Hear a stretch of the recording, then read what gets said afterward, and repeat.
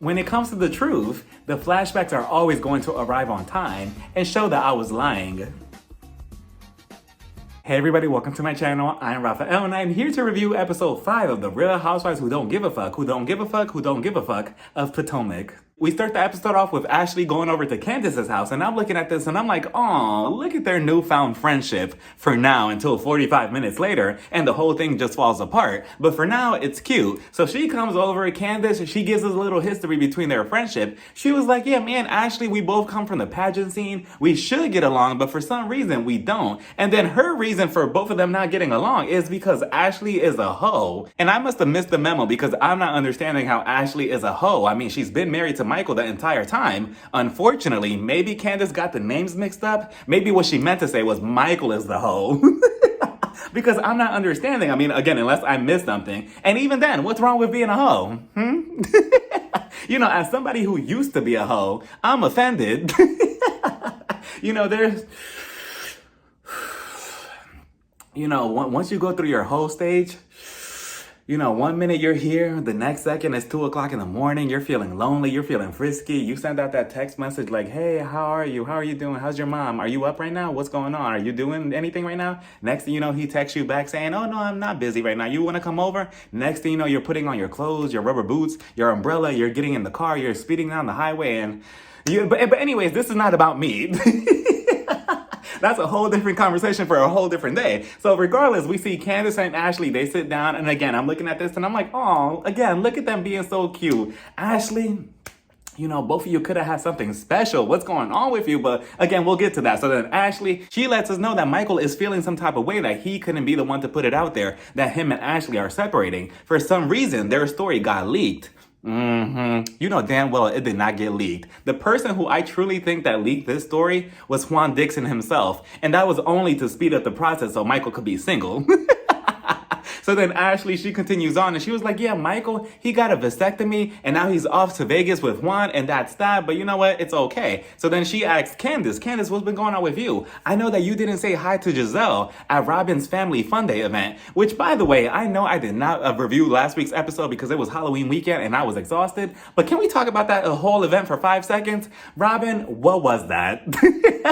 What was that event? What was going on? Like, Candiace, she goes on to say, yeah, I'm not talking to Giselle. Neither is Chris. Chris, he does not feel like he needs to be a part of this group anymore, nor does he want to come around anymore because he feels uncomfortable. And I'm like, you know, that's pretty unfortunate. It's even more unfortunate as I'm seeing this whole conversation between them. I'm looking at Ashley. I'm like, Ashley, you could have had such a special friendship with Candiace. Both of you could have been on the same album together, but no, you and your bobblehead just had to mess everything up later on in the episode. But then Candiace, she lets us know that she had to actually stop her IBM treatment because of the stress within the group, specifically dealing with Giselle, which is so unfortunate. And it's really sad to hear technically, because if you really want to get technical, Giselle basically stopped Candiace from potentially getting pregnant in the future because of the stress that she's bringing now with these accusations about Chris. And that's really sad to hear. So then Candiace, she flips it back to Ashley and she was like, well, Ashley, she's your friend, so you already know how she is. But what I find so funny with Candiace is that in the confessional, she goes on to say that she's always been there next to Giselle, witnessing her trying to take other people down, trying to plot on them, and trying to spread rumors on them. And she's never had a problem back then. Now, all of a sudden that she's pointing her finger at you and Chris,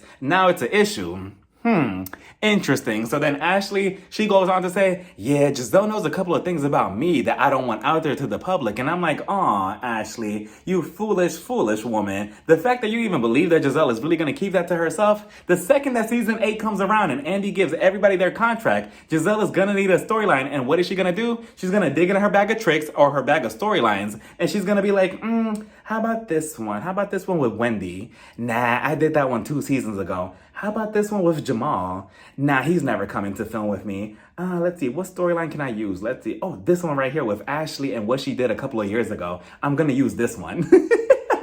So I don't know why you're keeping all your trust on Giselle, but okay. So then Candiace puts Ashley on the spot and she was like, wait, so Ashley, I've heard that you've been going out with a hockey player. Is that true? Ashley didn't know what to do. She was just looking at her like, keep it together, Ashley, keep it together. There's cameras on you. Just nervously laugh.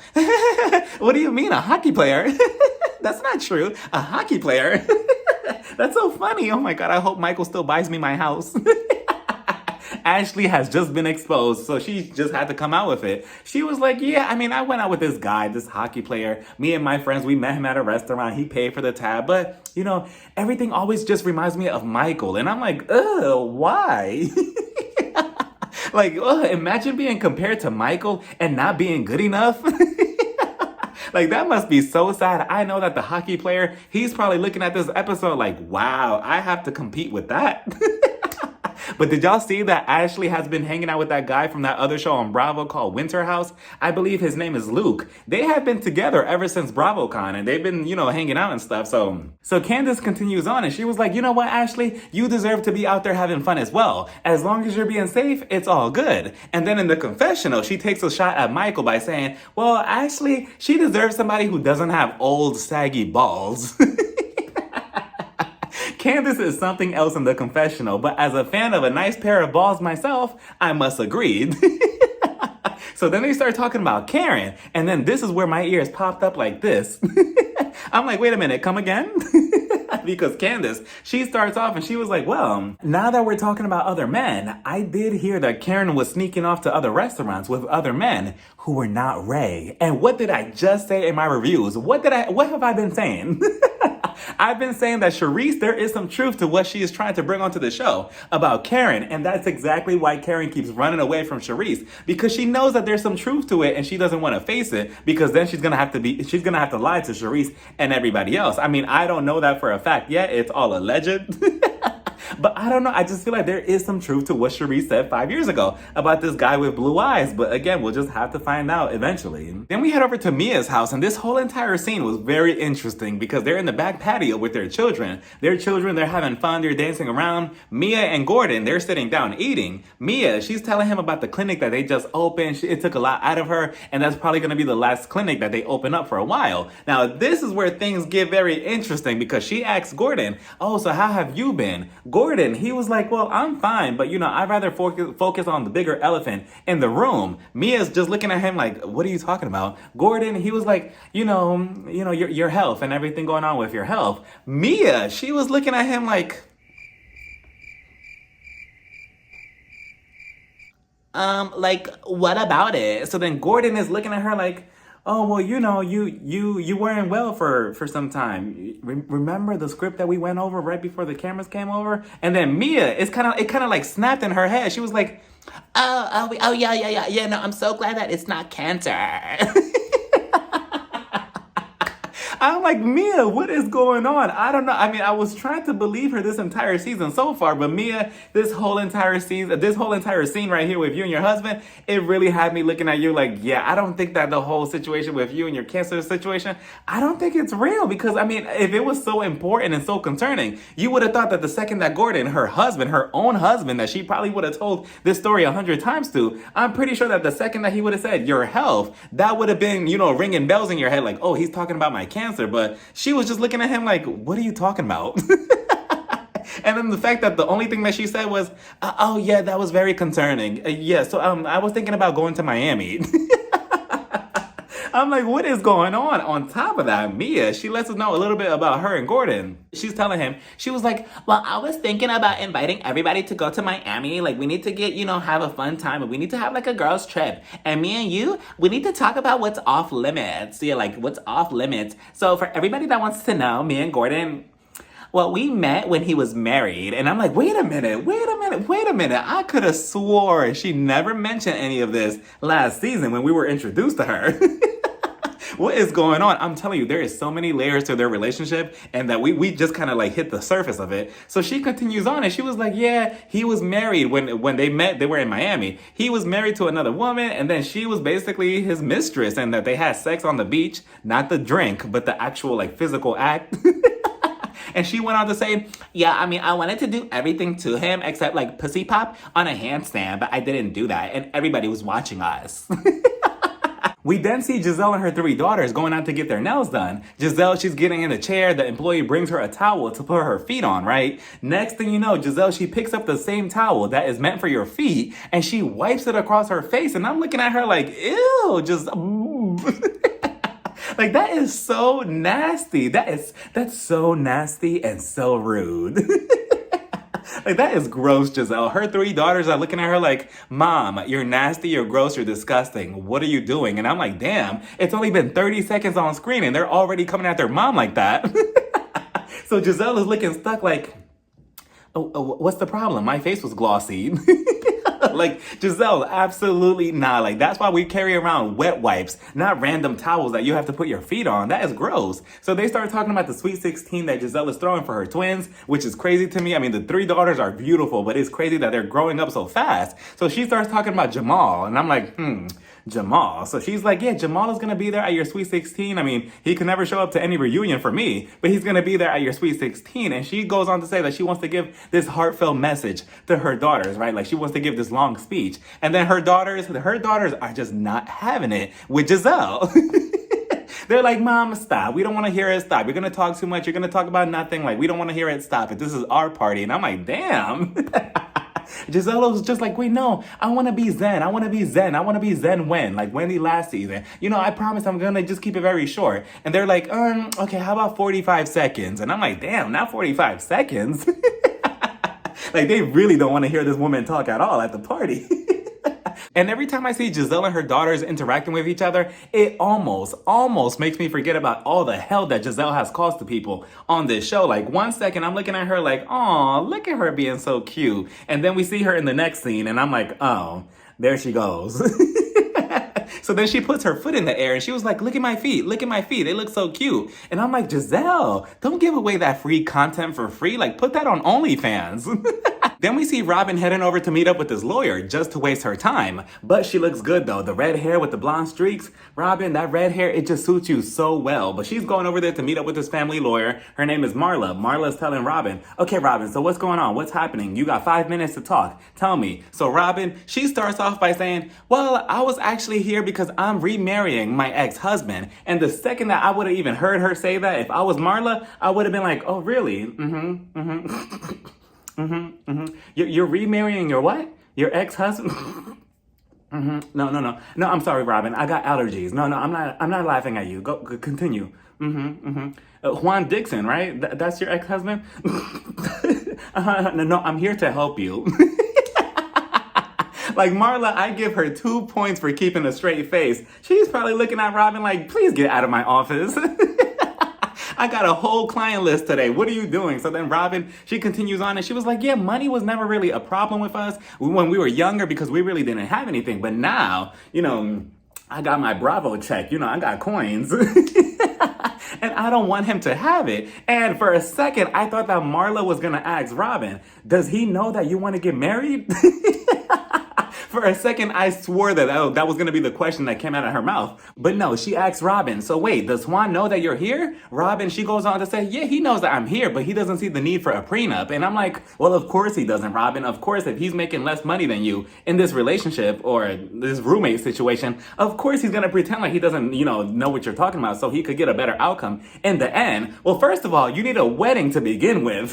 Let's start there. We need a wedding planner, a dress, a table, a place to get married at first. Like, we need commitment first before we jump to a whole prenup. And honestly, Robyn, if I was you, I wouldn't even be worried about remarrying Juan because I just read an article about him a couple of minutes ago and yeah, it's not looking too good for Juan Dixon. So Robyn, if I was you, I would just continue working on my hats, making money over there and leave your roommate, ex-husband, boyfriend, whatever you want to call him in the dust. We then see Karen, Wendy, and Ashley meeting up to pick out some flowers. And I'm like, so this is what we're doing now? Like, what, did they just run out of ideas of what to do for activities that now we're just picking out flowers?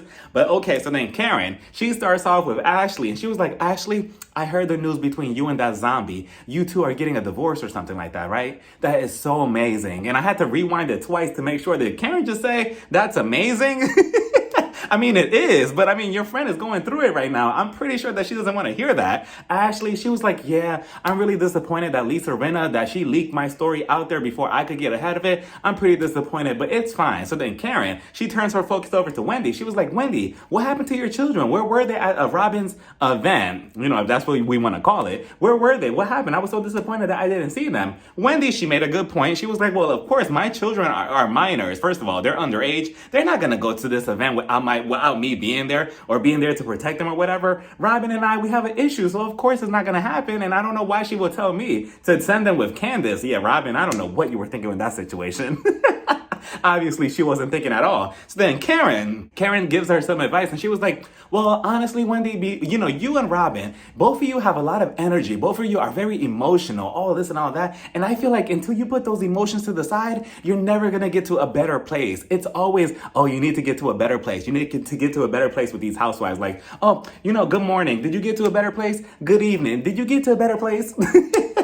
And it is so rich. All this advice is coming from Karen, where Karen, you've been running away from Charisse for what, 5 episodes already? And where's the energy there? Like, why don't you take your own advice and put your energy to the side so that way you and Charisse could get to a better place? But of course, she's not going to listen. So then Wendy, she was like, you know what? I actually been thinking, and I was thinking that we should all just meet up and have like this burn session. And I'm like, yeah. As soon as she said burn session, I knew that nothing good was going to come out of it. So then she was like, yeah, I was thinking of throwing this event that we could all hash out our issues. Honestly, I just wish that Wendy would have said, I was thinking of having a pillow talk and invite all the husbands. I already know it would have been a hot mess. But here's what kills me though, because Wendy, she goes on to say, and it's pretty sad too, because she was like, I know that Giselle and Robyn and everybody in this group has basically accused me of being condescending. And, I tried to see it from everybody's perspective, and I just don't see Wendy as being condescending. I really, really don't. I mean, yeah, she was annoying her first season with her degrees every 5 seconds.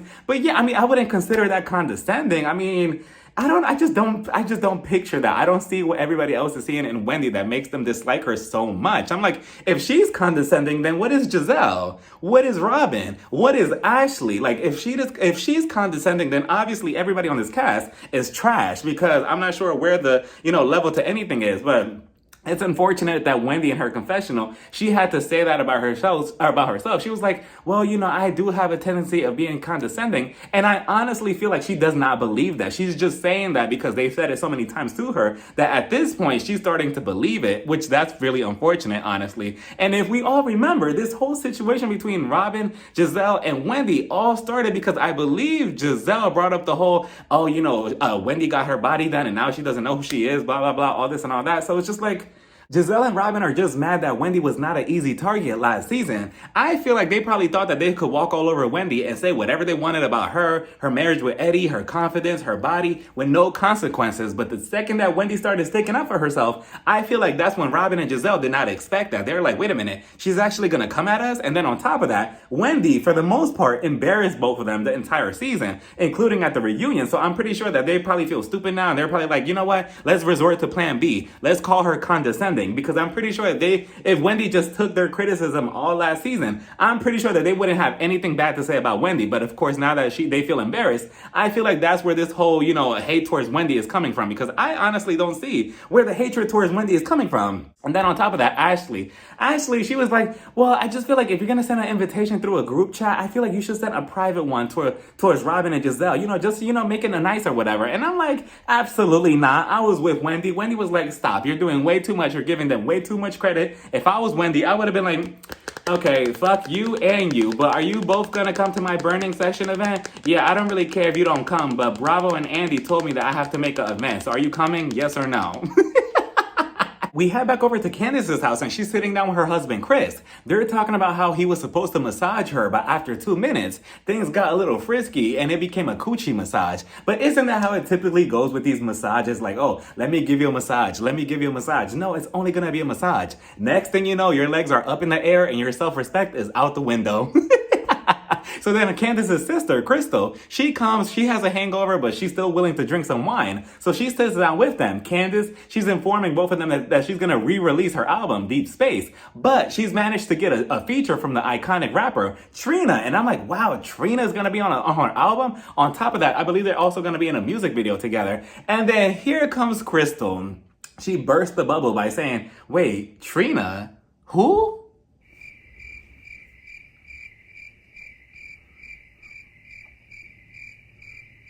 I'm looking at Crystal like, wow, the disrespect is so real. Even Chris had to put his 2 cents in. He was like, wait, you don't know who the baddest bitch is? Like, Crystal, you mean to tell me that you don't know who Trina is? Trina, the one who fucked about 5 or 6 best friends? The one who's quick to deep throw the dick and let another bitch straight lick the clit? Like, come on, Crystal, what? And on top of that, of course, what's her excuse? Oh, well, I don't really know anybody if it's not Beyonce. I am telling y'all, Beyonce is tired of everybody always dragging her into these random conversations. But that's a huge accomplishment for Candiace to get a feature from Trina, let alone a music video together. So I'm looking forward to seeing how that turns out. I'm a big fan of Trina. I remember back in high school, I used to go to the library every other week just to rent out her album, Still the Baddest, and I would put it on blast while I took a shower. And I feel like people forget about Trina and her legacy in the music industry. I mean, I feel like people forget that she's also iconic. But can you imagine her and Candiace on a song together? I feel like this is how Trina's verse would go. Here we go. Yeah. Trina on the beat. Here we go. Slip and slide records. Yeah, you got hoes, but you'll never have a snack. You made me fall in love when you ate it from the back. But even though you drive me crazy, you'll always make me drive back, even when I got an attitude. Like, can you imagine? I got an ass so big like the sun, but you make me want to drive back. Then we get the burn session event on the go. Wendy and Ashley, they're on their way to the location in one car while the rest of the group is in a Sprinter van. And this is where production messed up because they should have told Wendy, we get it, you don't want to be in the same car with Giselle and Robyn because you don't want the tension to build before the whole event and before the whole burn session and before you hash out your issues. But that's too damn bad. We need the ratings and we need the footage. So get in the damn Sprinter van. We all know what happens in these vans. You know, the most iconic scenes come from these type of environments. Did we not see the Real Housewives of Salt Lake City season 2 specifically? So missed opportunity there. So regardless, they get to the vineyard or the vineyard. Which one is it? Is it vineyard or vineyard? Regardless, they get there. What's her name? Candiace. She's having flashbacks to the whole issue with her and Monique and how they got into a physical fight back then. She was like, yeah, the last time that we all went to a vineyard or a vineyard, you know, that whole situation happened. So why are we doing this again? And, you know, every time they play the flashback of Monique versus Candiace, all I hear and all I see in my head is Karen running around with her Fendi cape on talking about, no, Monique, no, let go. Monique, let her go. Monique, stop it. Ashley and Wendy, they're inside getting drinks. Giselle and her ankles, she's coming out of the van. She's walking down like she's a supermodel. She was like, I'm going over there. I'm going. Ooh. She almost breaks her ankles walking around. And I'm like, yeah, they should have had like a little ramp or something because they're walking on like rocks. And I'm like, yeah, that's pretty dangerous. So eventually they all get inside. They're all settled around the table. And I'm like, okay, here we go. So then Wendy, she starts off with explaining the rules. And she was like, okay, I have some paper here that I got from the 99-cent store. And I'm going to burn, you know, whatever down. After everybody writes something that they have, some issue that they have with somebody in this group, we're going to discuss it. And then after we hash everything out, we're going to burn it or some shit like that, right? I believe she starts it off, or does Ashley start it off? No, Ashley starts it off, and Ashley looks good, by the way. I love that white suit with the slick back hair. The whole look was just really, really good. It's just a shame that, you know, Candiace was about to embarrass her in a couple of minutes, but we'll get to that. So then Ashley, she starts off and she was like, Wendy, you know, with you, you know, at first I was like, I'm not sure if I want to be your friend because, you know, you have your walls up and everything, but I'm just so glad that you're becoming much looser and everything. And I'm really starting to really like you and everything. And I'm like, okay, so that's that. We move on to Candiace. Candiace, she goes on to tell Ashley, she was like, I'm so glad that, you know, we're friends now. And I'm like, oh, again, it's just so unfortunate that Candiace thought that her and Ashley were friends. And then look what's about to happen in a couple of seconds. So then she was like, I'm so glad that we're friends now and we can move past everything. And I'm looking forward to our friendship. And I'm like, Candiace, you know, Wendy, give me the lighter. Let me light the paper now. Karen, she goes on to say, what did she say? I forgot what Karen says, but we move on to Mia. Mia, she goes on to talk about Wendy, and she was like, well, like, Wendy, like, you know, I'm trying to be like your friend, but I just feel like, you know, you always like so dismissive and everything, and I just don't understand why you're like that. Like, I'm really trying to be your friend, but I'm glad that you're kind of lowering your walls for me, you know? Like, I'm really, like, trying to be your friend. And I'm like, yeah, Mia. Like, I just don't understand what they're trying to paint out Wendy to be. Like, they're trying to paint out this person that I personally don't see. I'm like, is it just me? Like, am I the only one I see in this side of Wendy that everybody is talking about? Like, I get it that, yeah, at the reunion, she was doing a little bit too much with Mia when she told her, oh, are you talking? Shut up. Which is still hilarious, by the way. Like, that was so uncalled for. But so then we move on to Robyn, right? Let me breathe a little bit. So Robyn, she goes on to say, Wendy, me and you, we're like, what did she say? Oil and vinegar, honey and mustard, or ketchup and honey mustard, something like that. Like they're just not compatible, right? And she was like, yeah, we're not like a good match for that. And that's that. I just want you to take ownership of what you said and what you've been accusing me of. And I'm like, ooh, accusing you of what? So then she goes on to say, I don't like that you've been going around telling everybody that I wanted to physically fight you. And I'm like, well, I mean, isn't that what you technically were trying to do 2 episodes ago at the dance party? And then she goes on to say, yeah, I don't like that because now you're trying to make me out to be some thug or whatever and all this and all that. And I'm like, but you're the one that got up and you were the one that was approaching her. And then Wendy was trying to explain to her very calmly with a polite, voice and everything to Robyn. She was like, well, this is my truth. And you were getting up and you were trying to, come at me. Robyn, she goes from 0 to 100 for no reason. And she was like, no, that is not true. That is not true. You're trying to paint me out to be a thug, to be aggressive, to be this, that, and the third. I was never trying to fight you. Hold on. Because I got Sharice. What's her phone number again? Production, what's Sharice's number?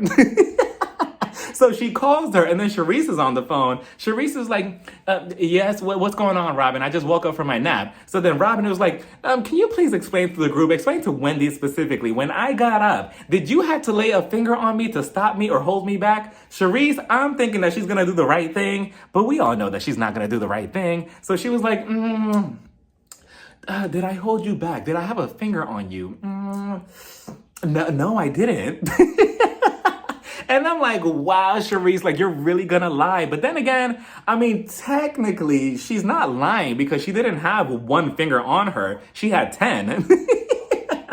So technically, I mean, if you really want to get technical and specific, she wasn't lying. I mean, she had 10 fingers because she got up while Robyn was trying to walk across to do who knows what to Wendy or to do who knows what or to intimidate her. Sharice did get up and she did hold her back. Like, she pressed against her shoulders and she pushed her back a bit. So Sharice, again, you're a liar. The flashbacks were quick to pull up the receipts. And then Giselle. I don't think I probably forgot, but I have never heard Giselle scream the way she was screaming in this scene. Like, she was screaming so loud. She was like, you're a liar, Wendy. Wendy, stop. Wendy, stop. And I'm like, Giselle, like, you've never had that type of energy. At least not that I can remember currently right now, like, screaming like that. I'm like, usually Giselle, she's a little bit more poised, but I was shocked to see her, like, raising her voice so loud. Even Karen was just like, why are you yelling? All the yelling is coming from that side. So then Wendy, she's trying to explain to her, well, this is my truth. This is my truth, and that's it. Next thing you know, again, Robyn, she hangs up on Sharice. She was like, okay, Sharice, you're not going to be a housewife this season. You're only going to be a friend of. Bye. So she was like, you know what, Wendy? I don't give a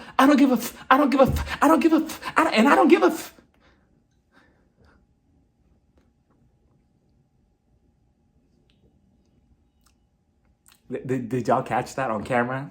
Oh, they're not going to call me boring anymore. And I feel like Robyn is doing all of this because of the audience. Because season after season after season, they have told Robyn, you're boring, you have no storyline, you have this, you have nothing. Like, why are you still on the show? And I feel like Robyn is just, amplifying her behavior at a 10, just so, she could seem exciting, just so she could seem like, oh, look, I'm proving the audience wrong. I'm not boring. I am exciting. I can bring the drama. So it's pretty unfortunate that she has to change her whole demeanor and her whole persona just to be, cool for the show. So Robyn, she gets up and she was like, you know what? I'm leaving. I'm gone. So then she gets in the Sprinter van. She starts taking off her shoes. She was like, you know what? I'm putting on my Uggs. She's talking to the driver. She was like, oh, this is some BS, blah, blah, blah. If I was the driver, I would have turned around like, Robyn, please stop talking to me. I'm Team Wendy. Like, put your damn Uggs on and stop talking. And Giselle has some nerve and the audacity to say, oh, Wendy needs to take accountability. She needs to take accountability. And I'm like, Giselle, when have you took accountability of any of your actions on the show? I mean, the one time that I've seen her do it was with Mia 2 episodes ago, which I was actually shocked that she apologized to Mia for approaching her and saying, oh, do you have cancer? Is this what cancer looks like? So it's just like, you never take accountability any less than Wendy is. So it's just like, why does she have to do it? And again, they're making it seem as if Wendy was the one that started this whole situation when it was literally Giselle herself. She was the one that put the rumors of, the whole Eddie and Wendy's relationship or whatever in the blogs out there in front of the cameras. So now you have an issue that Wendy was not okay with that. Like, make it make sense, Giselle. And I'm also wondering, Robyn, if you would have continued walking up to Wendy and Charisse would have never stopped you, what would have happened then? Like, you would have gotten close to her. Let's say that Wendy's reaction for you getting in her personal space was to swing on you or to do something physical. Then what? Would she have been wrong? Because she was just defending herself because you're approaching her like you want to fight. So it's just like, again, you're not making any sense. On top of that, I'm very, very, very curious to see how her, Charisse, and even Giselle are going to spin this whole narrative at the reunion. Because look, the footage is right there. So it's not like we don't know that Charisse is lying, because obviously her by saying, oh, I never put a finger on Robyn, blah, blah, blah, she's lying. We see the footage. So just terrible. So then Ashley, ding, ding, ding. In this round, we have Ashley Darby. In this corner right here, we have Candiace.